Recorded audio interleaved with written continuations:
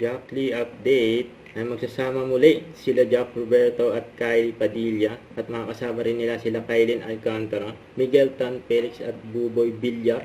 And coming soon, Firewall Code. Sa post ng Kapuso Army sabi, Kylie Padilla at Jack Roberto and Miguel Tan Felix and Kylin Alcantara reunited sa bagong Kapuso action drama series na Firewall Code.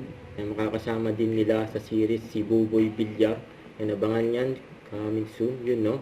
Magsasama ang Jack. Ito ay story ni Kylie. Naka all black outfit siya. Ito pa nga yung pasilip just sa meeting nila. Abangan, hindi labuan muna. Surprise. Ito sa live ni Jack kagabi, TikTok live. Ikaw naman sana. So, this is Sabi ko sa'yo, pag nagkita tayo dyan, tawagin mo ko, di ba? Kakapitin pa kita sa slow. Yan o.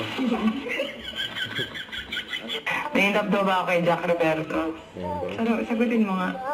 Hindi. Yan, nasasagutin ni Oh my God, Kylie. diniretso mo. I'm sorry. Honest ba?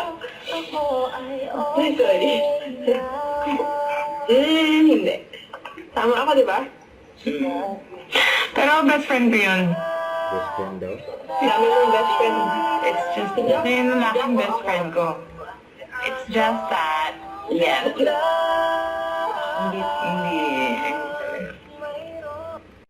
Don't forget to subscribe, click the notification bell for more updates. This is Richard in Action Vlog. Stay tuned for more videos. See ya.